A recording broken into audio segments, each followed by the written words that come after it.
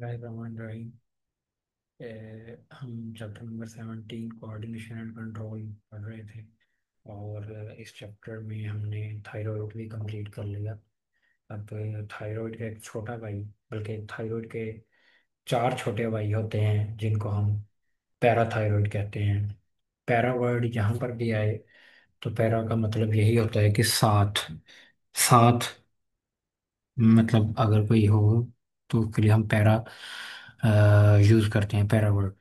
तो पैराथायरॉइड्स का मतलब है थायराइड के साथ, यानी कि थायराइड के पास ही पड़े हुए हैं ये ग्लैंड्स। तो अगर हम इनके, ये पहली लाइन भी आपको बता रही है कि ये कहाँ है। In man the glands are found embedded in the posterior part of lateral lobe of thyroid. से ये बात कर रहा है कि जो लेटरल लॉब्स है ना, जो मैंने लॉब्स दो दिखाए थे थायराइड के उनके जो पिछले वाला हिस्सा है उसमें ये पैराथायराइड के ग्लैंड इम्बेड हुए हुए हैं। इम्बेड का मतलब होता है किसी चीज़ के अंदर धन से होना, धन से होना। ठीक है। तो अगर मेरे पास पिक्चर है तो मैं पिक्चर भी आपको दिखाने की कोशिश करता हूँ कि कैसे ये ग्लैंड जो हैं वो धन से हुए होते हैं। साइड में कर लेते हैं। अच्छा जी, तो मेरे पास ये वाली पिक्चर है एक।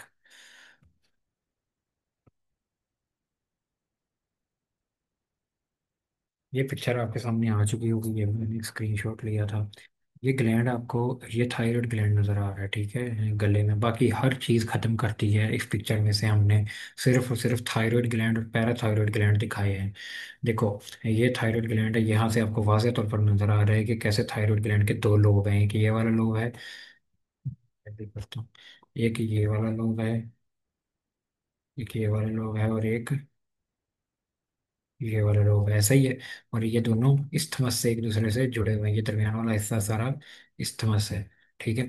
अब ये जो ये इन लोब्स को हम कहते हैं लेटरल लोब्स, यानी कि ये लेटरल साइड पे है ना। लेटरल का मतलब होता है जो साइडों पे होते हैं, सेंट्रल का मतलब जो सेंटर में होता है। तो ये लेटरल लोब्स हैं। इनके पिछले वाले इनको अगर हम पीछे से देखें, लेटरल लोब को पीछे से जाकर देखें तो वहां पर के इस तरह के ग्लैंड्स, चार ग्लैंड्स होते हैं। तो वो इस तरफ और दो इस तरफ। इन चार ग्लैंड्स को हम कहते हैं पैराथाइरॉइड ग्लैंड्स। इन चार ग्लैंड्स को हम क्या कहते हैं? Parathyroid glands. और आपकी बुक में भी दिखाया गया है कि पैराथाइरॉइड ग्लैंड कहाँ बने होते हैं। ये देखो, जब हम उसी उसी पैराथाइरॉइड ग्लैंड को एक साइड से देखते हैं तो उसका एक ही लोब नजर आएगा ना, क्योंकि एक साइड पर से एक ही लोब नजर आएगा, क्योंकि दोनों साइडों पर हैं दो लोब। तो इस साइड, एक साइड से देखा तो हमें लेटरल व्यू से हम जब ने देखा तो हमें नजर आया कि कैसे लेटरल लोब के पिछले वाले हिस्से पर के अंदर दंसे हुए हैं ये पैराथाइरॉइड ग्लैंड। ठीक है। ये जो पैराथाइरॉइड ग्लैंड इधर होंगे और दो दूसरी तरफ होंगे, तो ये चार पैराथाइरॉइड ग्लैंड होंगे।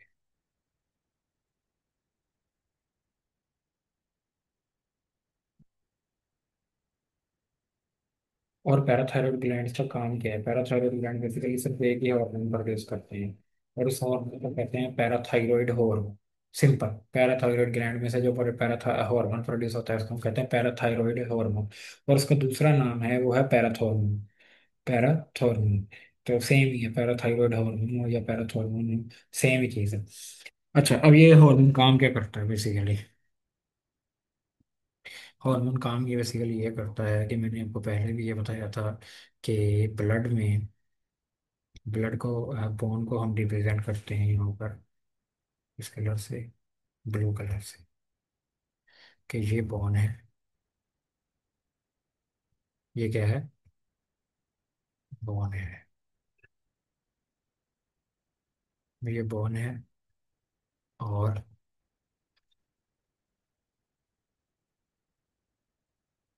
ये ब्लड है। ठीक है जी। बोन है और ब्लड है।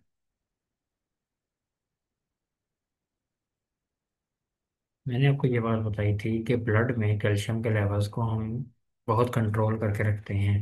ब्लड में हम कैल्शियम ना ही ऊपर ज़्यादा जाने देते हैं और ना ही कम। बोन में ऊपर नीचे चला जाए तो कोई मसले की बात नहीं, ब्लड में हम कैल्शियम ना ही ऊपर जाने देते हैं ना ही नीचे जाने देते हैं। तो जब ब्लड में कैल्शियम ज़्यादा हो जाता है, जब ब्लड में कैल्शियम क्या होता है,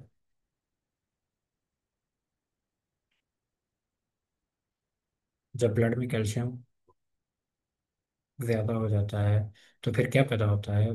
तो फिर थायराइड ग्लैंड से कैल्सिटोनिन पैदा होता है। कैल्शियम जब ब्लड में ज़्यादा हो जाएगा तो थायराइड ग्लैंड से कैल्सिटोनिन पैदा होगा। कैल्सिटोनिन एक हार्मोन है, मैं पिछले लेक्चर में बता के हम कैल्सिटोनिन क्या होता है। कैल्सिटोनिन क्या करेगा? कैल्सिटोनिन ब्लड के अंदर जो कैल्शियम ज़्यादा है इसको निकाल कर बोन में डाल देगा। ठीक है। और कैल्शिटोनिन सिर्फ इसी एक डायरेक्शन में ही कैल्शियम को मूव करवा सकता है। कैल्शियम ब्लड से लेकर बोन में डाल सकता है, बोन से निकाल कर ब्लड में नहीं डाल सकता, वापस नहीं डाल सकता। ठीक है। अब अगर तो कैल्शियम ब्लड में ज़्यादा होगा तो कैल्सिटोनिन ज़्यादा पैदा होगा और ये कैल्शियम। लेकिन अगर ब्लड कैल्शियम में कम होगा तो फर्ज करो मैं दूसरे रंग से दिखा रहा हूँ। अगर ब्लड में कैल्शियम में क्या है, कम है, ठीक है जी, ब्लड कैल्शियम में हो गया जी कम, अब क्या होगा? अब आपको पता है कैल्सिटोनिन तो कम पैदा होगा। कैल्सिटोनिन,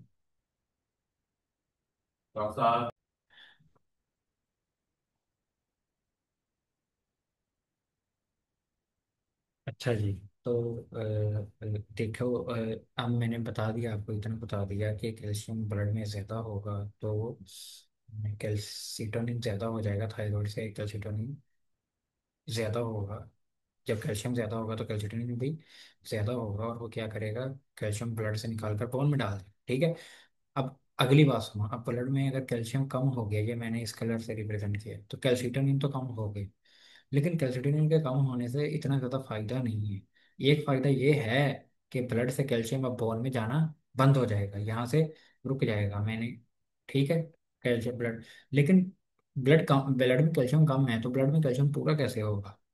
ठीक है, सिंपल क्वेश्चन है ना, ब्लड में कैल्शियम पूरा कैसे होगा? कम है, मजीद कम नहीं हो रहा, लेकिन कैल्शियम पूरा कैसे होगा? पूरा कैसे होगा? पूरा ऐसे होगा कि जो पैराथायरॉयड ग्लैंड हैं, ये जो पैराथायरॉयड ग्लैंड हैं, ये एक हार्मोन पैदा करेंगे जिसको हम कहते हैं पैराथॉर्मोन। ये पैराथायरॉयड हार्मोन, सेम ही नाम है, पैराथॉर्मोन। ये क्या करेंगे? ये कैल्शियम को यहाँ से पकड़ेंगे बोन से और वापस ब्लड में ले जाएंगे।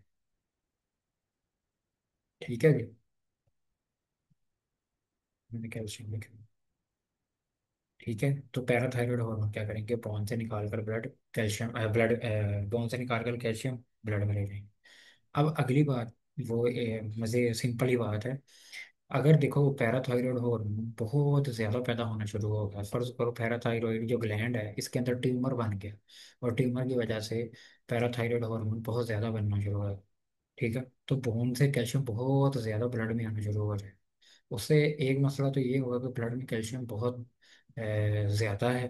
ठीक है, उसमें ब्लड में मसले होंगे, लेकिन इसमें मेन मसला जो है वो बोन को खुद को शुरू हो जाएगा।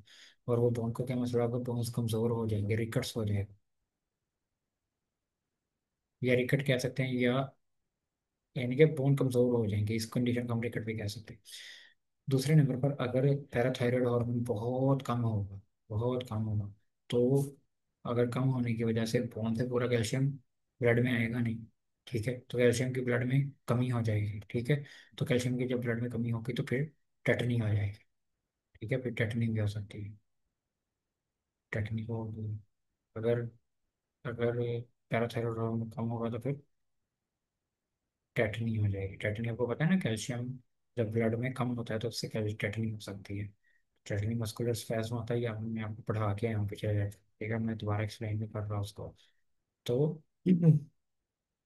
इस तरह से डिसीजेज हो सकती हैं, कुछ बीमारियां हो सकती हैं पैराथायरॉयड ग्लैंड की या पैराथायरॉयड हार्मोन्स की। ठीक है। चलें यहीं पर रख के पढ़ लेते हैं ताकि आपको समझ लगे। These produce low levels of blood calcium ions stimulate the parathyroid directly to increase parathyroid। देखो, जब ब्लड में कैल्शियम कम हुआ, जब ये ब्लड के में कैल्शियम कम हो गया तो पैराथायरॉयड हार्मोन जो होगा वो खुद ही पैराथायरॉयड हार्मोन पैराथायरॉयड ग्लैंड जो होगा वो खुद ही पैराथायरॉयड हार्मोन बनाना शुरू कर देगा। तो लो इसे यही लिखा है कि लो लेवल जो ब्लड कैल्शियम है ये पैराथायरॉयड से डायरेक्टली पैराथायरॉयड बनवाना शुरू कर देगा। जबकि जब हाई लेवल होगा कैल्शियम का जबकि हाई लेवल होगा तो ये ऑपोजिट होगा, ऑपोजिट काम करेगा। जब इसका हाई लेवल होगा तो ये पैराथायरॉयड ग्लैंड से पैरा कैल्शियम बनना कम कर देगा। ठीक है।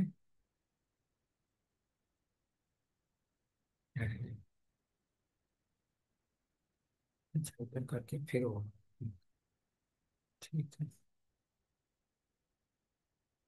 तो मैं ये लिख रहा हूँ पैराथायरॉयड ग्लैंड, और इससे बनता है पैराथायरॉयड हार्मोन। ठीक है। तो जब कैल्शियम कम होगा ब्लड में, ब्लड में कैल्शियम कम हो गया, वो डिटेक्ट कर लिया पैराथायरॉयड ग्लैंड ने खुद ही। और डिटेक्ट करके पैराथायरॉयड ग्लैंड ने क्या किया, पैराथायरॉयड हार्मोन बढ़ा दिया। पैराथायरॉयड हार्मोन ने क्या किया कि बोन से कैल्शियम को पकड़ा और वापस ब्लड में डालना शुरू कर दिया।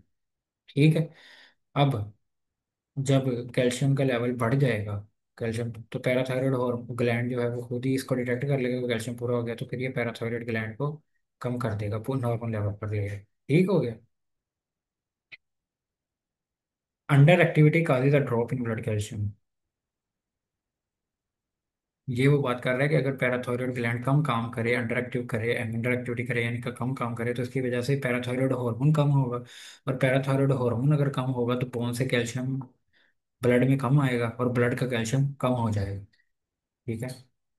जिसकी वजह से फिर मस्कुलर टेटनिंग भी हो जाती है, ब्लड में कैल्शियम कम होने से। Over activity would lead to a progressive demineralisation of the bones. जबकि मैंने दूसरी बात की थी कि अगर पैराथायरॉयड ग्लैंड्स में कोई ट्यूमर वगैरह बन गया और पैराथायरॉयड हार्मोन ज़्यादा बनना शुरू हो गया तो बोन से बहुत ज़्यादा कैल्शियम ब्लड में आ जाएगा। तो बोन से ज़्यादा कैल्शियम ब्लड में आने की वजह से क्या होगा, ये डीमिनरलाइजेशन ऑफ बोन की हो जाएगी। बोन की मतलब बोन से कैल्शियम निकलेगा तो उसकी डीमिनरलाइजेशन हो जाएगी। तो बोन्स कमज़ोर हो जाएंगी और कंडीशन हो जाएगी जो रिकट्स जैसी है। रिकट नहीं है इसको कहते हैं हम, रिकट्स जैसी कहते हैं। रिकट्स हम, मैंने बताया था ना क्या होता है। बच्चों की हड्डियों में अगर कैल्शियम की कमी हो जाए तो हड्डियां जो है वो नरम हो जाती हैं, मजबूत नहीं रहती, और उसकी वजह से वो बो डाउन हो जाती हैं, यानी कि वो टेढ़ी हो जाती हैं। तो उसको हम रिकट्स कहते हैं। तो वैसे ही कंडीशन हो जाएगी।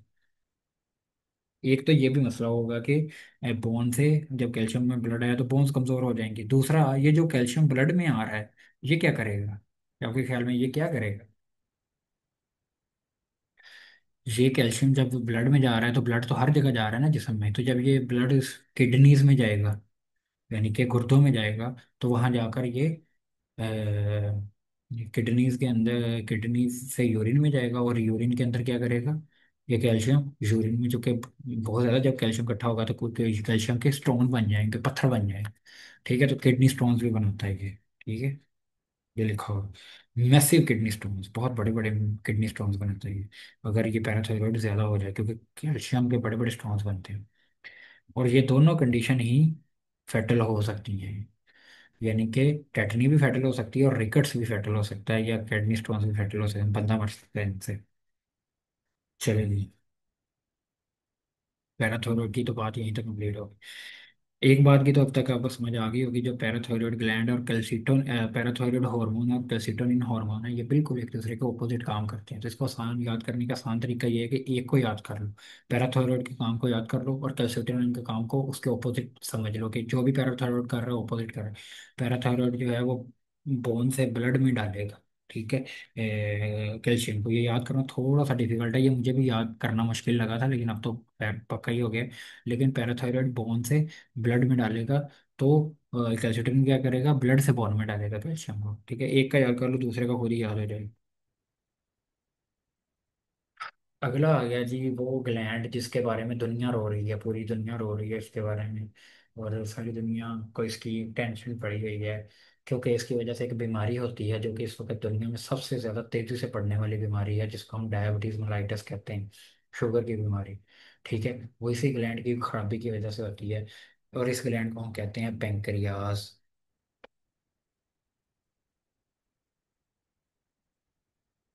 मैं आपको बताता हूँ ये पेंक्रियाज क्या सारे ही ये होते हैं ये ग्लैंड। मैं आपको सबसे पहले मैं पेंक्रियाज का थोड़ा सा बताना चाहता हूँ पेंक्रियाज के बारे में, पेंक्रियाज कैसे होते हैं।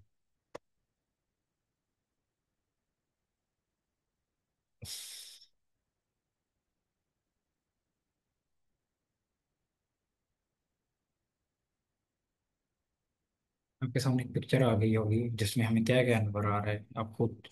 मेरी वीडियो स्टॉप करके देखो तो क्या क्या नजर आ रहा है आपको इस पिक्चर में। इस पिक्चर में हमें तकरीबन हमें इस पिक्चर में जीआईटी नजर आ रही है, गैस्ट्रो इंटेस्टाइनल ट्रैक नजर आ रहा है। ये देखो ऊपर से अगर मैं इस पिक्चर को लेबल करवा दूँ आपको, तो इस पिक्चर में सबसे ऊपर से खुराक की नाली आ रही है जिसको हम एसोफेगस कहते हैं।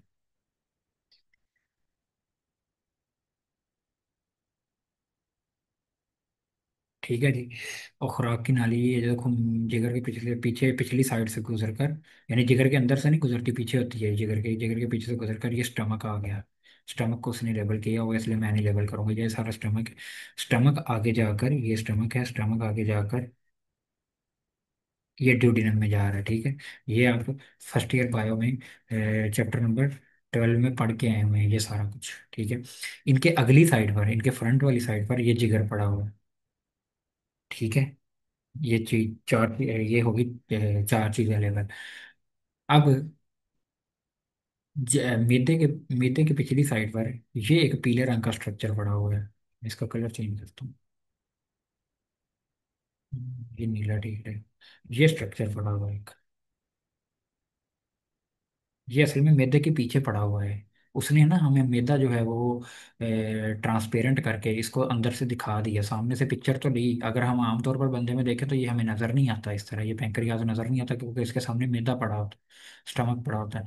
तो लेकिन यहाँ पर उसने क्या किया, स्टमक को ट्रांसपेरेंट कर दिया तो उससे की पिछली चीज जो पेंक्रियाज है वो नजर आ रही। ठीक है। तो ये पेंक्रियाज जो होते हैं इनका क्या काम होता है, आप बताओ इनका क्या काम होता है। यह मैं पेंक्रियाज लिख रहा हूँ, ठीक है, क्योंकि मुझे थोड़ी सी बात आपको समझानी है। क्योंकि ये बात समझते समझते मुझे थोड़ा सा टाइम लग गया था, इसलिए मैं चाहता हूँ यहीं से समझा दूँ आपको। पेंक्रियाज का एक काम आप पढ़ के आए हुए हैं फर्स्ट ईयर की बायो में चैप्टर नंबर 12 में ही, कि ये डाइजेस्टिव सिस्टम का पार्ट है। क्यों? क्योंकि ये पेंक्रियाज से पेंक्रियाटिक जूस आता है। पेंक्रियाटिक जूस आता है ना पेंक्रियाज से। ठीक है। तो ये जूस क्या करता है, ये जो मैदे से जो खुराक आ रही होती है उसको हजम करने में हमारी मदद करता है। ठीक है। पेंक्रियाटिक जूस में बहुत सारी माइलेज लाइपेज वगैरह होते हैं, तो ये सारी प्रोटीन्स को, ग्लूकोज वगैरह सारी चीज़ों को तोड़ता है ये। ठीक है। तो क्या पेंक्रियाज में सिर्फ ये पेंक्रियाटिक जूस ही निकलता है पेंक्रियाज से? पहली बात ये कि पेंक्रियाटिक जूस जो ये पेंक्रियाज से पेंक्रियाटिक जूस निकल रहा है, ये जूस निकल कर कहाँ जा रहा है, बताओ आप जरा। पेंक्रियाज से पेंक्रियाटिक जूस निकल कर कहाँ जा रहा है, ये कैविटी में जा रहा है ना, मैदे में जा, सॉरी इंटेस्टाइन्स में जा रहा है। ये यहाँ से ना इसकी एक नाली होती है जो इंटेस्टाइन्स में इसको यहाँ से ले जाती है, तो ये इंटेस्टाइन में जा रहा है। तो ये एक ग्लैंड है, ये कुछ एक केमिकल पैदा कर रहा है, और केमिकल जो है ये वो कहाँ जा रहा है, कैविटी में जा रहा है। तो ये कौन सा ग्लैंड हुआ, एक्सोक्राइन ग्लैंड हुआ कि एंडोक्राइन ग्लैंड हुआ? ये हुआ एक्सोक्राइन ग्लैंड। ठीक है ना, ये एक्सोक्राइन ग्लैंड है। ठीक है। क्योंकि इसमें से जो केमिकल निकल रहा है वो ब्लड में नहीं जा रहा, वो जा रहा है कैविटी में, यानी कि स्टमक में जा रहा है, तो इसलिए ये एक्सोक्राइन ग्लैंड हुआ।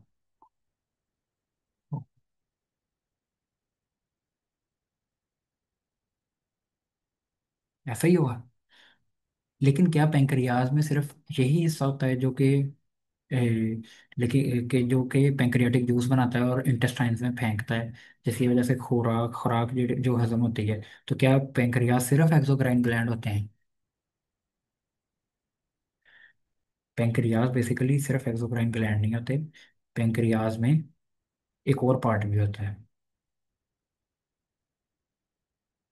जिसको हम कहते हैं islet of Langerhans. Islet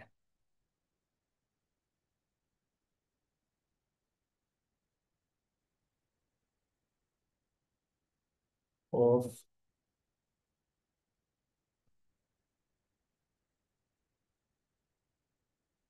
Langer, मैं इतने लिख रहा हूँ, लैंगरहांस। लैंगरहांस बेसिकली एक साइंटिस्ट था, ये इतना नाम होगा इसका, लैंगरहांस। LANGERHANNS। लैंगरहांस बेसिकली एक साइंटिस्ट था जिसने ये पेंक्रियाज के इस हिस्से को दरियाफ्त किया था कि ये जिस्म में होता है। आइलेट किसे कहते हैं सबसे पहले तो ये बताओ। आइलेट कहते हैं हम जजीरे को। जजीरा क्या होता है? ऐसा वो जमीन का टुकड़ा जिसके चारों तरफ समंदर हो तो उसको जजीरा कहते हैं। मिसाल के तौर पर ये समुंदर है और इसके दरमियान में अगर ये जमीन का टुकड़ा है, ये इतना, तो इसको हम कहते हैं आइलेट है ये, ठीक है, आइलेट। इसमें एस साइलेंट, आइलेट है ये, ठीक है। इसको हम कहते हैं जजीरा या आइलेट। आइलेट जजीरे की ही इंग्लिश है, ठीक है। इसको हम ये पेंक्रियाज में आइलेट ऑफ लैंगरहांस का क्या मतलब है? पेंक्रियाज में बेसिकली सारे का सारा पेंक्रियाज जो है वो ऐसा, मैं बता रहा हूँ, कुछ इस तरह का होता है पेंक्रियाज। पेंक्रियाज में तकरीबन सारे का सारा पेंक्रियाज जो होता है वो पेंक्रियाटिक जूस बना रहा होता है, पेंक्रियाटिक जूस बना रहा होता है। अलबत्ता उसके दरमियान कुछ जजीरे जैसे स्ट्रक्चर होते हैं, यानी कि छोटे छोटे टुकड़े होते हैं इस तरह के, इधर कुछ हो गए, कुछ इधर होंगे, कुछ इधर होंगे, कुछ इधर होंगे, ठीक है। इनके दरमियान में वही पेंक्रियाटिक जूस बनाने वाले हिस्से होंगे, यानी कि यहाँ पर भी पेंक्रियाटिक जूस बनाने वाले हिस्से होंगे, यहाँ पर भी पेंक्रियाटिक जूस बनाने वाले हिस्से होंगे, यहाँ पर भी पेंक्रियाटिक जूस बनाने वाले हिस्से होंगे, यहाँ पर भी पेंक्रियाटिक जूस बनाने वाले। तो देखो, ये दरमियान में जो मैंने नीले दिखाए हैं ये आइलेट ऑफ लैंगरहांस है, ठीक है। पहली बात तो ये। दूसरी बात ये कि ये जो लाल वाले हिस्से हैं ये तो पेंक्रियाटिक जूस बना रहे हैं, तो आइलेट ऑफ लैंगरहांस क्या बना रहे हैं? Islet of Langerhans basically, islet of Langerhans में दो किस्म के सेल होते हैं। एक होते हैं अल्फा सेल और एक होते हैं बीटा सेल। अल्फा सेल तो जो बनाते हैं वो है ग्लूकागोन, ग्लूका, ये सारा कुछ आपके बुक में लिखा हुआ है।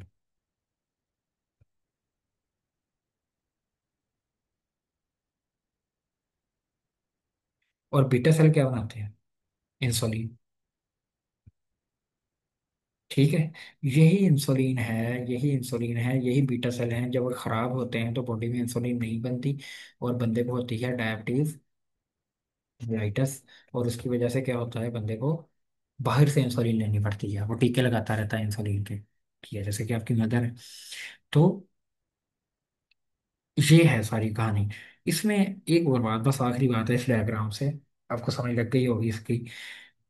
जो आखिरी बात है वो ये है कि फिर हम पेंक्रियाज को एक्सोक्राइन ग्लैंड, क्योंकि एक और बात, ये जो इंसुलिन और ग्लूकागोन बना रहा है पेंक्रियाज, ये बना के कहाँ फेंकता है? इंसुलिन और ग्लूकागोन को कहाँ फेंकता है? क्या ये मैदे में फेंकता है? नहीं नहीं, ये मैदे में नहीं फेंकता। ये इंसुलिन और ग्लूकागोन को ये यहाँ यहाँ बनते हैं ना, इंसुलिन और ग्लूकागोन, कलर चेंज, ये कलर ठीक रहेगा। इंसुलिन और ग्लूकागोन को यहाँ बनते हैं, तो ये खीर कहाँ फेंकते हैं? सीधा सीधा ब्लड में। इंसुलिन भी सीधे ब्लड में जाती है और ग्लूकागोन भी सीधा ब्लड में जाता है, जबकि पैंक्रियाटिक जूस ब्लड में नहीं जाता, वो मैदे में जाता, इंटेस्टाइन में जाता है, सॉरी, इंटेस्टाइन में जाता है, ठीक। तो अब चूंकि यहाँ ऐसे जो इंसुलिन और ग्लूकागोन निकल कर ब्लड में जा रहे हैं, तो ये जो जिस ग्लैंड में से कुछ केमिकल निकले और वो सीधे ब्लड में जाएं, वो ग्लैंड कौन सा होगा? एक्सोक्राइन ग्लैंड होगा कि एंडोक्राइन ग्लैंड होगा? वो एंडोक्राइन ग्लैंड होगा, ठीक है ना। ये मैंने आपको इसके शुरू में बताया था। तो पेंक्रियाज फिर एक्सोक्राइन ग्लैंड होगा कि एंडोक्राइन ग्लैंड होगा? पेंक्रियाज हुआ मिक्स ग्लैंड, इसमें एक्सोक्राइन का भी हिस्सा है और एंडोक्राइन का भी हिस्सा है। इसमें से कुछ कुछ सेक्रेशन निकलकर कैविटीज में जा रही हैं और कुछ सेक्रेशन निकलकर सीधी ब्लड में जा रही हैं। ये है सारी की सारी कहानी, जो मुझे एमबीबीएस करते करते समझ आई। एफएससी में मुझे नहीं समझ आई थी। चलिए, आपको समझ आती है तो अच्छी बात है। अच्छा, एक और पिक्चर है, पहले वो दिखाता हूँ फिर आपको लेके जाता हूँ वहीं पे।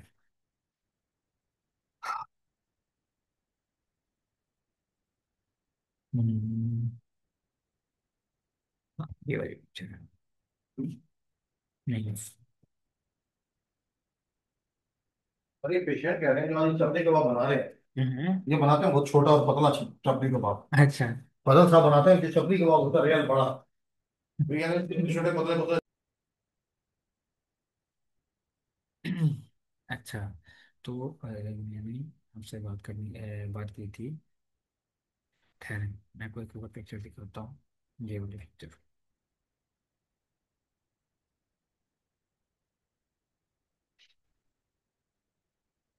ये पिक्चर आपके सामने आ चुकी होगी। इसमें सबसे पहले हम देखें तो क्या नज़र आ रहा है हमें। इसमें हमें ये ऊपर एक पेंक्रियाज, ये हमें पेंक्रियाज नज़र आ रहा है। ये पेंक्रियाज है। इसको मैं पी लिख रहा हूँ ताकि पी से पेंक्रियाज। देखो इसमें सबसे पहली बात तो ये है कि पेंक्रियाज के मुख्तलिफ हिस्से दिखाए हुए हैं। हेड होता है इसका, ये सर है, इसका नेक है, बॉडी और टेल है। ठीक है, ये इसके हिस्से हमने आसानी के लिए इसके हिस्से के नाम रखे हुए हैं। आपकी बुक में नहीं लिखे हुए, आपको याद करने की ज़रूरत नहीं। अगर हम नीचे आए, इसी पेंक्रियाज के एक हिस्से को उसने बड़ा करके यहाँ पर दिखाया हुआ है। ठीक है, सिर्फ ये छोटे से ये इतने हिस्से को बड़ा करके ये दिखाया हुआ है। ठीक है, इसमें अगर आप देखो तो ये साइडों पर कुछ और किस्म के सेल हैं, और दरमियान में कुछ और किस्म के सेल हैं, और दरमियान के सेल्स में भी फर्दर और किस्म के सेल हैं। ऐसा ही है। ठीक है ना।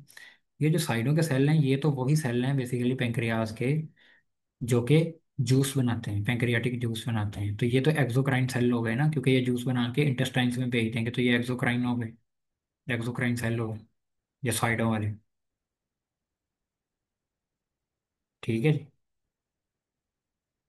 साइडों वाले तो हो गए जूस वाले है पेंक्रियाटिक। ये जो अंदर हैं, ये है वो आइलेट।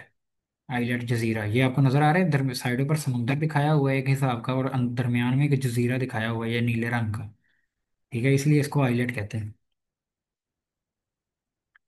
अब इस जजीरे में भी देखो तो दो किस्म के सेल हमें बड़े वाजे निकल रहे हैं। एक तो ये नीले से हैं और एक हरे से हैं। ठीक है, इसमें अगर आप नीले से हैं और हरे से हैं, ये जो नीले सेल हैं ये हैं बीटा सेल्स। ठीक है, ये बीटा सेल्स हैं, और ये क्या बनाते हैं, इंसुलिन। ये देखो बीटा सेल से इंसुलिन बन रही। और इंसुलिन क्या करती है, ब्लड में के अंदर शुगर को कम करती है, ब्लड के अंदर शुगर को कम करती है, चीनी को कम करती है ब्लड के अंदर। जबकि ये जो हरे सेल दिखाए हुए हैं इनको हम कहते हैं, ये बहुत प्यारी डायग्राम है। ये पिक्चर आपको, आप इसी पिक्चर को याद कर लो तो कुछ भी बाकी नहीं रहता। ये अल्फा सेल्स जो होते हैं, ये क्या करते हैं, ग्लूकागोन को रिलीज करते हैं, यानी कि ग्लूकागोन बनाते हैं। और ये ग्लूकागोन बिल्कुल अपोजिट काम करता है इंसुलिन के, ये ब्लड में शुगर को बढ़ाता है। ठीक है, बिल्कुल। तो ये इंसुलिन और ग्लूकागोन क्या हुए, एक दूसरे के एंटागोनिस्ट हो रहे हैं।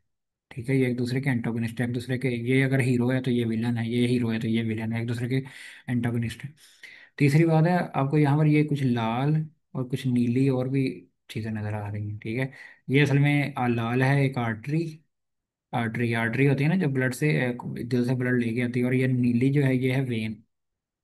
ठीक है, तो इससे याद, इससे आपको ये दरमियान में भी वेन्स दिखाई हुई हैं। ठीक है, और कुछ ये पर्पल कलर के और किस्म के सेल हैं, इनको आप याद करने की ज़रूरत नहीं। ठीक है, ये स्ट्रक्चर के लिए होते हैं, इनका कोई काम शाम, असल में काम इनका भी होता है, इनसे भी कुछ केमिकल निकलते हैं। लेकिन आपको बुक में वो केमिकल नहीं लिखे तो मैं आपको नहीं पढ़ा रहा। कुछ केमिकल होते हैं और भी जो यहाँ से निकल रहे होते हैं, लेकिन मैं वो आपको नहीं पढ़ा रहा। सिर्फ आपको अल्फा बीटा सेल पता होने चाहिए, इंसुलिन ग्लूकागॉन पता होना चाहिए, इंसुलिन का काम, ग्लूकागॉन का काम पता होना चाहिए। चलें जी, अब मैं चलता हूँ टेस्ट पर। अगला सेल, अगला जो ग्लैंड इसने बताया है वो है islet of Langerhans. Islet of Langerhans, अब मैंने बता दिया कहाँ होते हैं, पेंक्रियाज में होते हैं। अच्छा, ये जो मैंने अभी तक जितनी डिस्कशन की है, ये बुक में जो है ना, सिर्फ और सिर्फ आइलेट ऑफ लैंगरहांस, इसकी एक्सप्लेनेशन की है मैंने अभी तक, कि आइलेट ऑफ लैंगरहांस का क्या मतलब है। तो वो सारी एक्सप्लेनेशन जो अभी 10 मिनट मैंने की है, ये सिर्फ इसकी हेडिंग ही कर दी है। मैंने आज पिछले अपने लेक्चर्स गिने तो इस चैप्टर के ही सिर्फ ये चैप्टर कंप्लीट नहीं हुआ, इसके हम अभी अगर देखें तो हम अभी 37 पेज पे हैं, तो तकरीबन 14 पेज इसके रहते हैं अभी इस चैप्टर के। तो मैंने जो है इस चैप्टर के तकरीबन 14 घंटों के, 14 घंटों से भी ज़्यादा का लेक्चर रिकॉर्ड करवा दिए हैं। 14 घंटों से भी ज़्यादा को तो टोटल होते होते हमें ये 20 घंटों तक तो बहुत आराम से जाएंगे, 20 से 25 घंटों तक जाएंगे ये, 20 घंटों तक चले जाएंगे।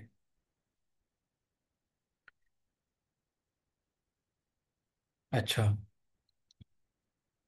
This is this is under control of pituitary trophic hormones, यानी कि जो आइलेट ऑफ लैंगरहांस से जो दो केमिकल निकलते हैं, इंसुलिन और ग्लूकागॉन, वही निकलते हैं ना।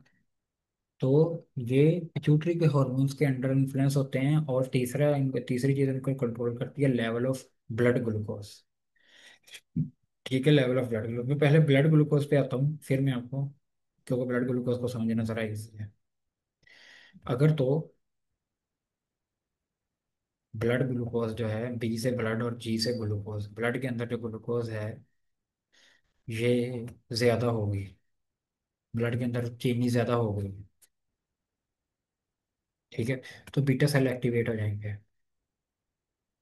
और बीटा सेल क्या प्रोड्यूस करेंगे? इंसुलिन, और इंसुलिन से ब्लड की शुगर जो है वो कम होती है, तो लेवल पर आ जाएगी। इसी तरह ही अगर ब्लड ग्लूकोज है वो कम हो जाए तो अल्फा सेल एक्टिवेट हो जाएंगे। तो ये क्या पता करेंगे, ग्लूकागोन और ग्लूकागोन से ब्लड की शुगर बढ़ती है और ये बढ़कर लेवल पर आ जाएगी। ठीक है जी। ये तो इस तरह तो ब्लड शुगर जो है वो इसको रेगुलेट कर रही है इनको। दूसरे नंबर पर कुछ और हॉर्मोन्स भी हैं जो इनको फर्दर रेगुलेट करती हैं। ठीक है। अब इसमें एक हार्मोन है, उसने बताया एसीटीएच।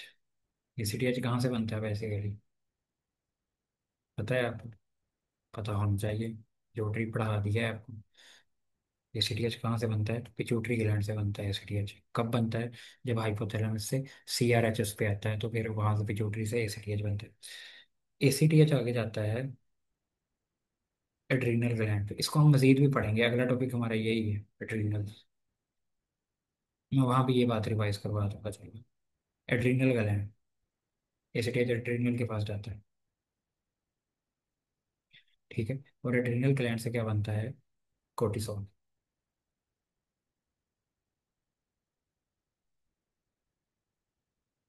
ठीक है जी। एड्रीनल ग्लैंड से क्या बनता है? ओहो।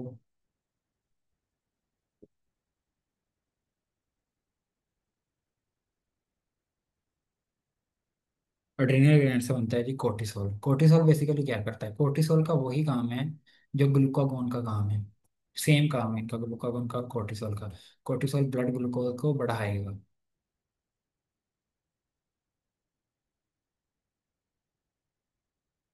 इनका काम सेम है लेकिन ये खुद सेम नहीं है, ये बात याद रखना। कोर्टिसोल के और भी बहुत से काम है, ग्लूकागोन का सिर्फ यही काम है। ग्लूकागोन को और किसी चीज से सरकार नहीं है। कोर्टिसोल एक तो ब्लड ग्लूकोज को बढ़ा रहा है ना ये,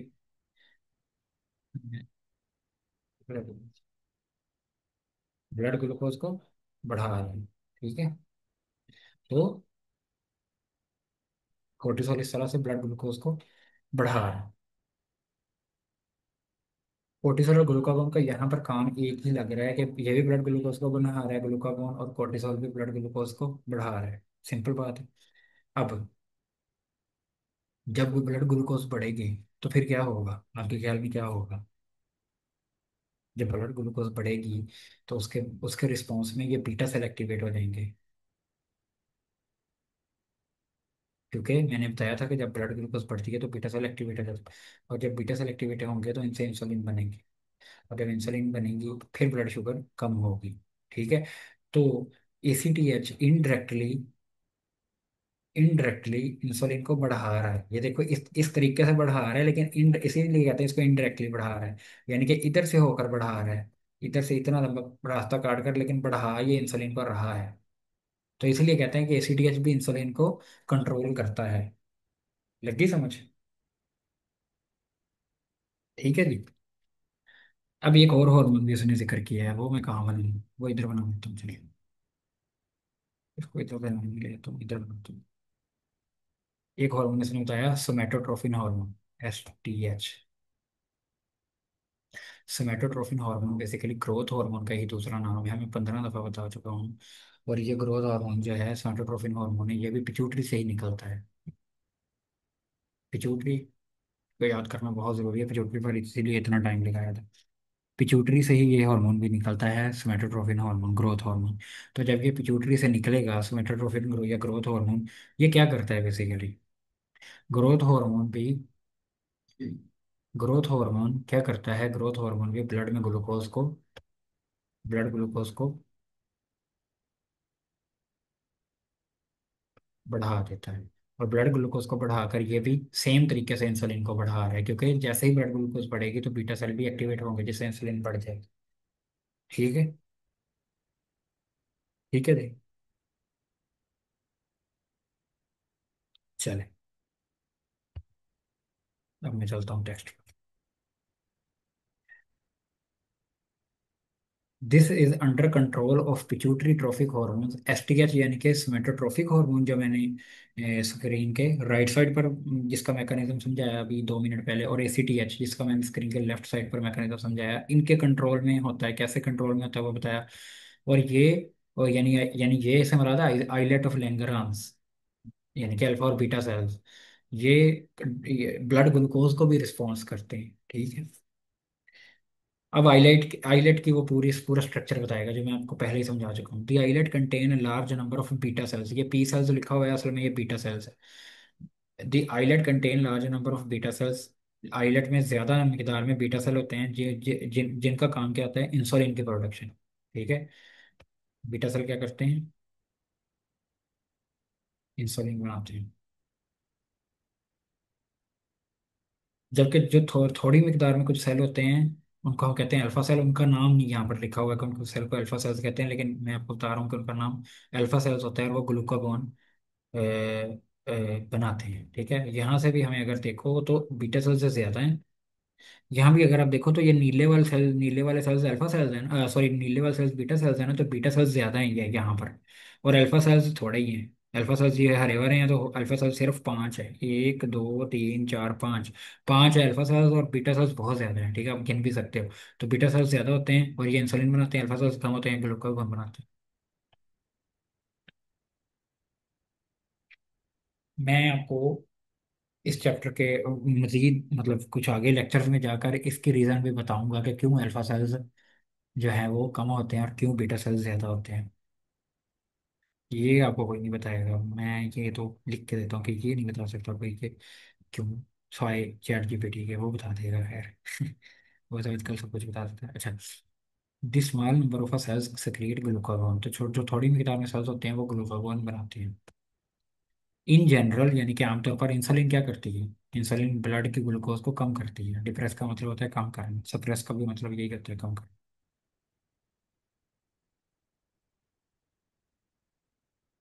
तो ग्लूकोज, ब्लड ग्लूकोज लेवल को इंसुलिन कम करती है इन इन अ वैरायटी ऑफ वेज। लेकिन ये ग्लूकोज को बेसिकली कम कैसे करती है, बहुत सारे तरीके हैं असल में। वो सारे तरीके अगर मैं यहाँ पर लिखना शुरू कर दूँ ना, तो जितना ये आपका चैप्टर है ना 50 पेजों का, उतने में सिर्फ वही आएगा कि इंसुलिन ब्लड में ग्लूकोज कम कैसे करती है। उतने में 50 पेजों में यही आएगा कि इंसुलिन ग्लूकोज को कम कैसे करती है ब्लड में। लेकिन आपकी बुक में थोड़ा सा सिंपल सिंपल करके उसने लिख दिया है कैसे कम करती है। सबसे पहले ये ग्लाइकोजन की सिंथेसिस को बढ़ाती है। ग्लाइकोजन कैसे बनता है, ग्लाइकोजन पहली बात है होता क्या है, पहले ये बताओ। ग्लाइकोजन होता है एक कार्बोहाइड्रेट। और कौन सा कार्बोहाइड्रेट, कार्बोहाइड्रेट कौन सी किस्म कहते हैं। देखो कार्बोहाइड्रेट हैं या तो मोनोसेक्राइड्स होंगे या ओलिगोसेक्राइड्स होंगे या पॉलीसेक्राइड्स होंगे। तो ग्लाइकोजन क्या है, chapter number 2 first year bio में जाके देखो ग्लाइकोजन क्या है। ग्लाइकोजन बेसिकली पॉलीसेक्राइड है, ठीक है। तो ग्लाइकोजन बनता कैसे, ग्लाइकोजन बनता है ऐसे। ये ग्लूकोज है, ये मैंने पी लिया, ग्लूकोज और ग्लूकोज है। जब ये आपस में जुड़ते हैं, या अगर आप देख सकते हो जब ये आपस में ऐसे जुड़ते हैं तो ग्लाइकोजन बन जाता है, ठीक है। ग्लूकोज आपस में जुड़ने से ग्लाइकोजन बनता है। तो इंसुलिन क्या करेगा, ग्लूकोज को लेगा और ग्लूकोज को मिलाकर ग्लाइकोजन बना देगा। काफी ज्यादा ग्लूकोज लेकर अब ग्लूकोज क्या हो गया, कम हो गया, ग्लाइकोजन बढ़ गया ना। ग्लूकोज तो कम हो गया, ग्लाइकोजन बढ़ गया। तो इंसुलिन का ये काम है कि ये ग्लूकोज जो है वो ग्लूकोज से ग्लाइकोजन बनाता है। दूसरा इंसुलिन क्या काम, दूसरा इंसुलिन का काम है कि ये सेल के अंदर ग्लूकोज की यूटिलाइजेशन को भी बढ़ाता है। यानी कि सेल में ग्लूकोज, ग्लूकोज की यूटिलाइजेशन, पहली बात है यूटिलाइजेशन है क्या ग्लूकोज की। ग्लूकोज की यूटिलाइजेशन है सेल के से कि ग्लूकोज टूट कर एटीपी बनाएगा। तो ग्लूकोज की यूटिलाइजेशन भी बढ़ा देता है ये। ग्लूकोज की तोड़ फोड़ बढ़ा देते हैं इसलिए। और क्या करता है, बेसिकली इसने हर तरीके से ग्लूकोज को कम करना है। एक तरफ से देखो ग्लूकोज को तोड़ी जा रहा है, दूसरे तरफ से ग्लूकोज को ग्लाइकोजन में चेंज करी जा रहा है, यानी कि ग्लूकोज को जोड़कर ग्लाइकोजन में तब्दील करी जा रहा है मोबाइल। तीसरे नंबर पर ये ग्लूकोज को कन्वर्ट करके लिपिड और प्रोटीन भी बना देता है। अच्छा, ये वाले जो मैकेनिज्म है ना, ये बहुत कम्प्लेक्स है, ये आपके बुक के स्कोप से बाहर है कि ग्लूकोज से कैसे लिपिड बन सकता है। हम यही समझते हैं कि ग्लूकोज से अमीनो एसिड नहीं बन सकता या ग्लूकोज से कोई लिपिड्स वगैरह नहीं बन सकते, हालांकि ऐसा नहीं होता। हमारी बॉडी में ग्लूकोज लिपिड्स और प्रोटीन में चेंज हो जाता है। ठीक है, तो ग्लूकोज से लिपिड और प्रोटीन भी बन जाता है, जिस इन सारे की चीज़ों की वजह से ग्लूकोज लेवल ब्लड में कम होता है। ठीक है, इसमें इसने एक बात मेंशन की, नहीं बल्कि आगे की हुई है।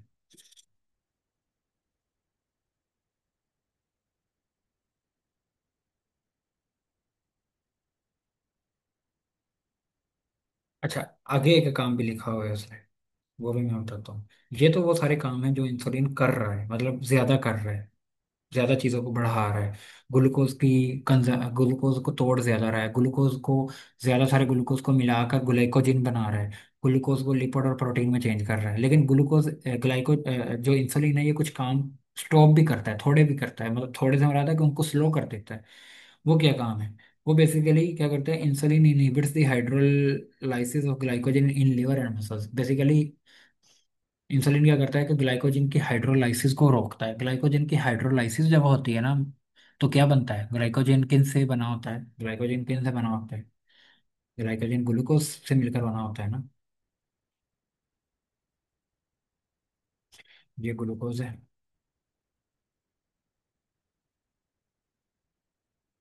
तो इनको अगर हम जोड़ते हैं तो ये ग्लाइकोजन बन जाएगा।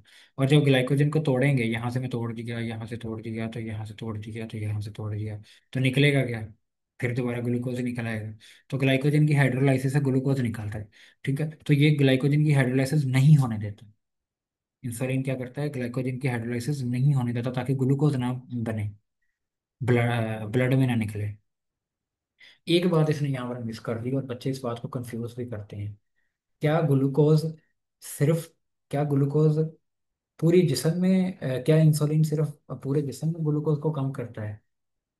क्या इंसुलिन पूरे जिस्म में ग्लूकोज को कम करता है?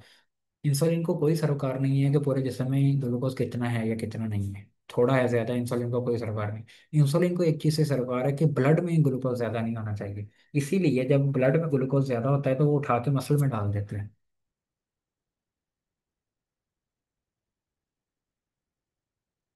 अगर मिसाल के तौर पर ये मसल है, ये बाइसेप है, और ये ब्लड है, और यहाँ पर ग्लूकोज ज्यादा हो गया है, यहाँ पर ग्लूकोज ज्यादा हो गया, तो ये उठाकर क्या करेगा? मसल में डाल देगा। ठीक है, इंसुलिन क्या करेगा? सबसे पहला क्या काम करेगा? ब्लड से ग्लूकोज को उठाकर मसल में डाल देगा।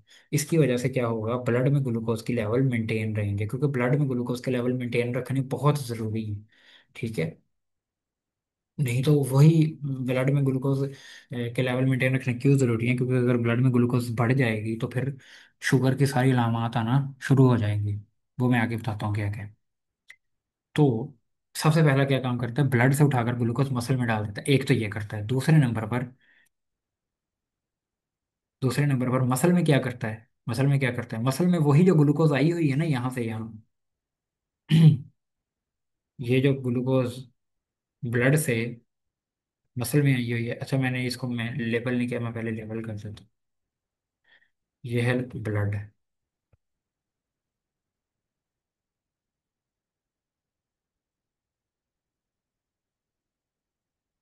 और ये है मसल। ठीक है जी। अब ये जो इंसुलिन क्या करेगा? ये ब्लड से ग्लूकोज उठाएगा और मसल में डाल देगा। अब मसल के अंदर भी तो मसल के अंदर भी तो इंसुलिन होती है ना। मसल के अंदर क्या करेगा? मसल के अंदर की जो इंसुलिन है वो इसी ग्लूकोज को इस्तेमाल करके, ये ग्लूकोज को इस्तेमाल करके क्या करेगी?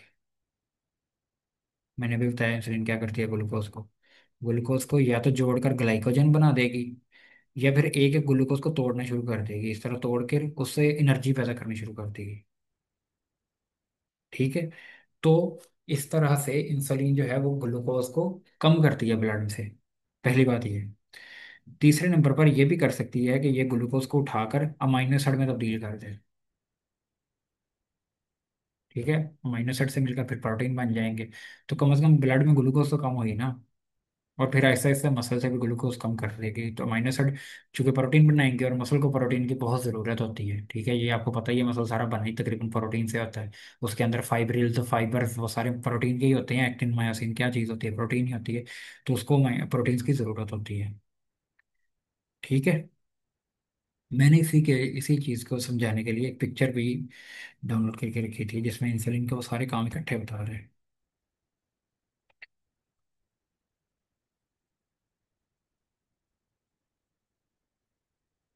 ये देखो, ये इंसुलिन को दरमियान में रखा है, और ये चार चीज़ों पर पूरा एक्ट करता है, ठीक है, चार चीज़ों पर एक्ट करता है। इनमें से अगर हम मेन मेन चीज़ें भी, मसल भी देखूँ ना मैं, अगर मसल भी देखूँ, तो एक तो ये देखो, इंक्रीज ग्लूकोज अपटेक लिखा हुआ है। इंक्रीज ग्लूकोज अपटेक का मतलब है कि ब्लड से मसल में जो ग्लूकोज जा रही है उसको बढ़ा देगा इंसुलिन, जैसे कि मैंने पहले बताया कि ब्लड से इंसुलिन निकाल कर मसल में डालेगा, ठीक है। और दूसरा ये काम लिखा हुआ है इंक्रीज्ड ग्लाइकोजन सिंथेसिस, और दूसरा मसल में क्या करेगा, उसी ग्लूकोज से को जोड़कर ग्लाइकोजन भी बनाएगा, और तीसरा क्या करेगा, ग्लूकोज को तोड़कर एटीपी और एनर्जी बनाएगा, और चौथा क्या करेगा, ग्लूकोज से अमाइनो एसिड या फैट बनाएगा, ठीक है। इसी तरह ही जैसा ये मसल पे काम कर रहा है, इसी तरह ये एडिपोज टिश्यू कहाँ होते हैं भला? एडिपोज टिश्यू फैट्स में होते हैं, लिपिड, सॉरी फैट्स पे कह रहा हूँ, हाँ फैट में होते हैं। यानी कि जो हमारी चर्बी होती है उसमें होते हैं एडिपोज टिश्यू। तो ये एडिपोज टिश्यू में जब मैंने आपको पढ़ाया था एडिपोज टिश्यू, तो मैंने बताया था ना कि सेंटर में इनका सारा यहाँ पर फैट ही फैट जम जाता है, और न्यूक्लियस एक साइड पर हो जाता है। ये देखो, ये दिखाया भी हुआ है एडिपोज टिश्यू में कि कैसे न्यूक्लियस एक साइड पर हो गया, और दरमियान में सिर्फ और सिर्फ फैट ही फैट है। तो ये है एडिपोज टिश्यू। एडिपोज टिश्यू में इंसुलिन क्या करता है, सेम वही, कि ये एडिपोज टिश्यू में भी जैसे मसल में ग्लूकोज को भेजेगा, वैसे ही ब्लड से निकाल कर ग्लूकोज को एडिपोज टिश्यू में भी भेजेगा। और साथ में अ, एक तो ये ग्लूकोज को जो है वो ब्लड से उठाकर एडिपोज टिश्यू में भेजेगा, और दूसरा क्या करेगा, लिपोजेनेसिस स्टार्ट करोगे। लिपोजेनेसिस का मतलब है कि ग्लूकोज को लिपिड्स में चेंज कर देगा। यहाँ ग्लूकोज किस में चेंज हो रही थी, ग्लूकोज अमाइनो एसिड में चेंज हो रही थी, क्योंकि मसल को किस चीज़ की ज़रूरत है, प्रोटीन की ज़रूरत है। प्रोटीन की क्यों ज़रूरत है, क्योंकि इसके अंदर फाइबर इतने सारे हैं जो प्रोटीन्स के, तो अमाइनो एसिड प्रोटीन्स बनेगी कैसे, अमाइनो एसिड से बनेगी, तो वो ग्लूकोज को अमाइनो एसिड में तब्दील कर देता है। जबकि यहाँ पर एडिपोज टिश्यू में यही इंसुलिन जो है वो ग्लूकोज को लिपिड्स में तब्दील करता है, क्योंकि एडिपोज टिश्यू को लिपिड्स की ज़रूरत होती है। इसी तरह इंसुलिन का जो काम है वो आप देखो लीवर पर भी है कुछ। लीवर में ये क्या करता है, बेसिकली वही ग्लूकोज को मिलाकर ग्लाइकोजन बनाएगा, ये भी लिखा हुआ है। इसके अलावा ग्लूकोज जो ऑलरेडी लिवर में ग्लूकोज है उसको ब्लड में नहीं जाने देगा, ये ब्लड में नहीं जाने देगा, ये लिखा हुआ है डिक्रीज ग्लूकोज रिलीज। इसके अलावा डिक्रीज ग्लूकोनियोजेनेसिस, ये इंपॉर्टेंट काम, ये भी इंपॉर्टेंट काम है कि लीवर जो है ना, ये खुद से ग्लूकोज ग्लूकोज हम सारा मुंह से ही नहीं खाते, ग्लूकोज हमारी बॉडी में खुद बन भी सकता है। तो जो ग्लूकोज हमारी बॉडी, अलबत्ता ये बात है, जो ग्लूकोज हमारी बॉडी में बनेगा वो किसी अमीनो एसिड वगैरह या लिपिड्स वगैरह से बनेगा। ये नहीं है कि कार्बन को मिला मिला कर हम ग्लूकोज बनाना स्टार्ट कर देंगे, कार्बन को मिला के हम ग्लूकोज नहीं बना सकते। कार्बन को मिलाकर ग्लूकोज सिर्फ एक ही चीज़ बना सकती है, और वो है, सिर्फ एक चीज़ हम रहा है कि कार्बन को मिलाकर ग्लूकोज जो बना सकते हैं वो पौधे हैं फोटोसिंथेसिस से, ठीक है, हम नहीं बना सकते।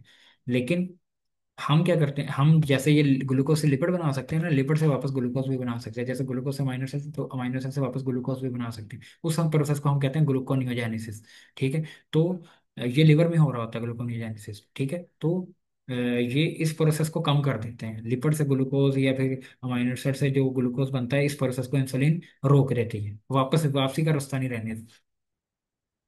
ये मैं जब लेवल का, तो ये वाला काम नहीं होने देती, ये वाला काम भी नहीं होने देती। ये नीचे वाले काम को बढ़ाती है, ये नीचे वाले काम को बढ़ाती है, और ये वाले काम को भी बढ़ाती है। ये सारा काम इन तीनों पर लिखा हुआ है, ठीक है। और ये इंसुलिन का एक ब्रेन पर भी कुछ काम होता है। सबसे पहले ये है कि इंसुलिन का, कि इंसुलिन जो है वो भूख कम करती है, ये नीचे वाला, भूख कम करती है इंसुलिन, ठीक है। बुल भूख, क्योंकि भूख अगर ज्यादा लगेगी तो बंदा रोटी ज्यादा खाएगा, तो ग्लूकोज बॉडी में ज्यादा चली जाएगी। और इंटेस्टाइन से सारी ग्लूकोज कहाँ जाती है, इंटेस्टाइन से सारी ग्लूकोज ब्लड में जाती है ना। तो फिर वो ब्लड के, और इंसुलिन चाहता है कि ब्लड में ग्लूकोज कम रहे, ज्यादा ना रहे, तो फिर इसलिए भूख भी बढ़ाती है, और दूसरे काम भी हैं, इनको याद करने की जरूरत नहीं। आपको मैंने मेन आइडिया जो देना था ना इंसुलिन का, वो ये था कि इंसुलिन जो है वो एक, पहली बात है, एक किस्म की चीजों पर काम नहीं करती, मसल पर, ब्रेन पर एडिपोज टिश्यू, लिवर, सारों पर काम करती है। और काम इसका बुनियादी काम इंसुलिन का जहां पर भी आएगा वो यही आएगा कि ब्लड में ग्लूकोज को मैं कैसे ना कैसे करके कम कर दूं। चले।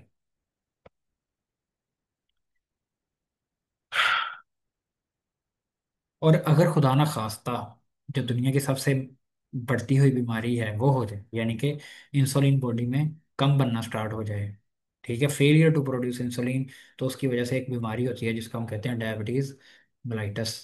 डायबिटीज मेलाइटस को कल भी बताया था, डायबिटीज मेलाइटस और डायबिटीज इंसिपिडस में क्या फर्क होता है।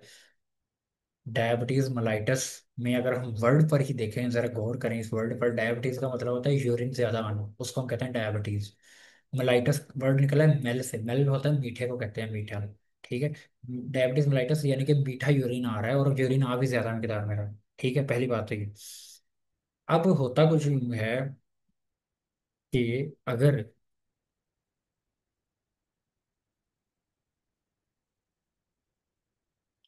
अगर मिसाल के तौर पर ये जो बीटा सेल हैं, बल्कि मैं पहले ये वाली डायग्राम दिखाता हूँ। ये जो बीटा सेल हैं, ये वाली डायग्राम में देखो, ये, अरे चलो, ये जो बीटा सेल हैं ये काम करना छोड़ दें, यानी कि ये सही तरह काम नहीं कर रहे, और इसकी वजह से इंसुलिन क्या हो, कम हो जाए, ठीक है।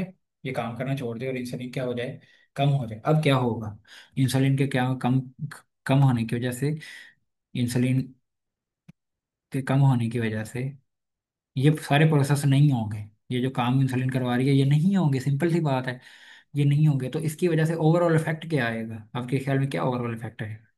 सिंपल सी बात है, ब्लड में ग्लूकोज बहुत हद तक बढ़ जाएगी, ठीक है। जब ब्लड में ग्लूकोज बढ़ती है, तो अब मैं आपको एक और पिक्चर दिखाता हूँ। जब ब्लड में ग्लूकोज बढ़ती है तो फिर क्या होता है आगे। ये पिक्चर मैंने आपको कल भी दिखाई थी, दोबारा दिखाता हूँ। ये पिक्चर आपके सामने आ गई होगी, इसको थोड़ा जूम करता हूँ। चले। जब ब्लड में ग्लूकोज बढ़ती है तो ब्लड से ग्लूकोज किडनीज में भी जाती है, ये देखो ये किडनीज में जा रही है यहाँ से, एफरेंट आर्टेरियल से जाएगी, और सॉरी मैंने कलर चेंज करने दो, ये नीला ठीक रहेगा जो। ये देखो यहाँ से ग्लूकोज आ रही है, सॉरी ब्लड में आ रहा है, और यहाँ से आगे जा रहा है, ठीक है।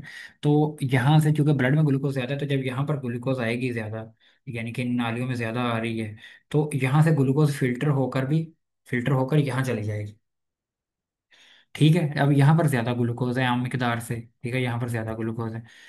अब ग्लूकोज की कैपेसिटी है कि ग्लूकोज जहाँ भी जाती है अपने साथ साथ पानी को भी खींचती है, ठीक है, अपने साथ क्या करेगी, पानी को भी खींचेगी।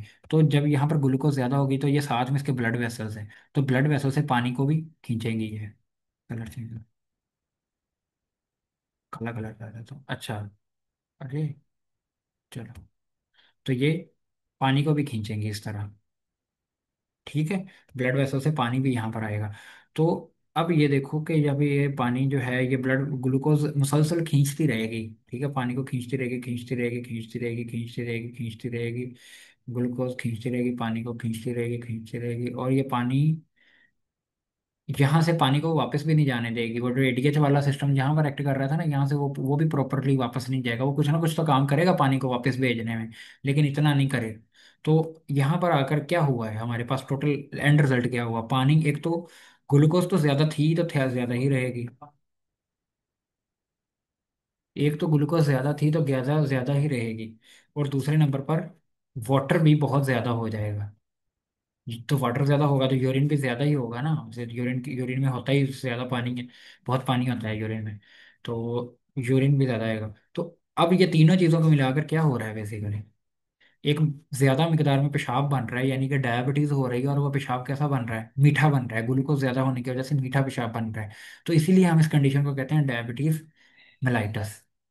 अब मैंने ये सारी समझाई आपको बात कि कैसे डायबिटीज मेलाइटस होती है इंसान को, और कैसे उसको फिर उसकी इसी वजह से कहते हैं कि जब शुगर वाला बंदा पेशाब करता है तो उसकी पेशाब, अगर आप पेशाब को रख दें तो वहां पर चुनटियां आनी शुरू हो जाती हैं, क्योंकि चुनटियां भी चीनी की बड़ी शदाई होती हैं। तो वो पेशाब से चीनी चुगने के लिए, चीनी चूसने के लिए आ जाती हैं और पेशाब से चीनी चूसती रहती हैं। इसके लिए तो हम कह सकते हैं चीनी चूस चुनटियां हैं।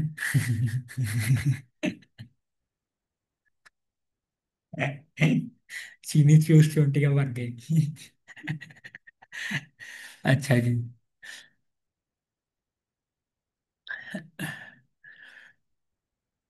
अब डायबिटीज मेलाइटिस की कुछ अलामात होती हैं। वो अलामात में से सबसे पहली अलामात तो मैंने आपको एक दो अलामात तो बता दी हैं।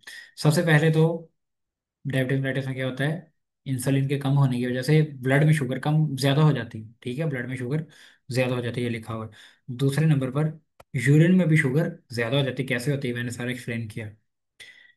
और disturbance of the bodies osmotic equilibrium, ये भी बात इंपॉर्टेंट है करने वाली, कि जिस्म का पूरा जो ऑस्मोटिक वर्ड जहाँ भी है तो वाटर आपके दिमाग में आना चाहिए। तो बॉडी का जो वाटर का सारा मैकेनिज्म है ना, वो भी खराब होता है। ठीक है, वाटर का मैकेनिज्म कैसे खराब हो रहा है कि देखो इतना सारा पानी यहाँ से बाहर जा ही जा रहा है, यहाँ से इतना सारा पानी बाहर जा ही जा रहा है। ठीक है, तो फिर क्या होगा कि बॉडी से पानी बड़ी तेजी से कम होगा। ठीक है, तो बॉडी से जब पानी ज्यादा तेजी से कम होगा तो उस बंदे को प्यास भी ज्यादा लगेगी, कि वो क्योंकि दिमाग उसका कहेगा तुम्हारी बॉडी में पानी कम है तो पानी ज्यादा पियो। तो शुगर वाले बंदे की ये कंप्लेन भी होती है कि वो ज्यादा उसको प्यास लगती है। And derangement of the nervous system, और एंड पर इसने थोड़ा सा नर्वस सिस्टम को भी इंक्लूड करने की कोशिश की है। आय हाय। अच्छा, देखो फिर नहीं होगा। अच्छा, ठीक है जी। तो नर्वस सिस्टम भी खराब होता है। नर्वस सिस्टम बेसिकली क्यों खराब होता है, क्योंकि जो नर्व्स होती हैं जब उन तक ऐसा ब्लड पहुंचता है, ब्लड वेसल्स के जरिए नर्व्स तक ऐसा ब्लड पहुंचता है कि जो जिसमें ग्लूकोज ज़्यादा होती है, तो वो जो ज़्यादा ग्लूकोज होती है ना बेसिकली वो नर्व्स को ख़राब करती है। तो इस तरह नर्वस सिस्टम भी खराब होता है। इसके अलावा आंखों का जो रेटिना होता है, आंखों के ऊपर, आंखों के पीछे पर्दा होता है रेटिना, वो भी बड़ा ख़राब होता है। ठीक है, तो आंखों के पीछे जो पर्दा होता है रेटिना, वो भी ब्लड में ग्लूकोज के ज्यादती की वजह से खराब हो रहा है। तो अब देखो तीन तीन तीन ऑर्गन्स पर सबसे ज्यादा ग्लूकोज का, शुगर का इफेक्ट होता है। सबसे पहले मैंने आपको किस ऑर्गन पर दिखाया, गुर्दों पर दिखाया, ये गुर्दों पर। तो ये गुर्दों पर इफेक्ट हो रहा है, तो इसकी वजह से, शुगर की वजह से जो है वो फिर क्या होता है, गुर्दे फेल हो जाते हैं। ठीक है, गुर्दे फेल हो जाते हैं, और अमेरिका में गुर्दे फेल होने की सबसे बड़ी वजह जो है वो शुगर की ही ज्यादा है। ठीक है, यानी कि शुगर की ज्यादा का मतलब है कि अनकंट्रोल्ड शुगर बॉडी में, अगर आप ब्लड शुगर को कंट्रोल नहीं करते। दूसरा, चूंकि नर्वस सिस्टम मैंने कहा ना, नर्व्स तक जब ब्लड ग्लूकोज, ज्यादा ग्लूकोज वाला ब्लड जाएगा तो उनको खराब करेगा। तो इस वजह से क्या होगा कि नर्वस सिस्टम में खराबियां आने की वजह से हाथों और पैरों में दर्द शुरू हो जाएंगे, जिसको हम कहते हैं न्यूरोपैथी हो जाती है।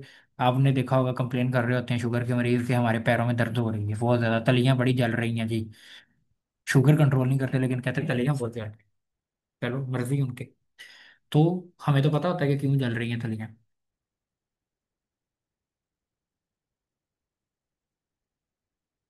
तो तो इस तरह से नर्वस सिस्टम। तीसरा, जो आंख के पर्दे पर ये इफेक्ट करता है, रेटिना पर इफेक्ट करता है, तो इसकी वजह से, शुगर की वजह से बंदा अंधा भी हो जाता है लेटर पार्ट में।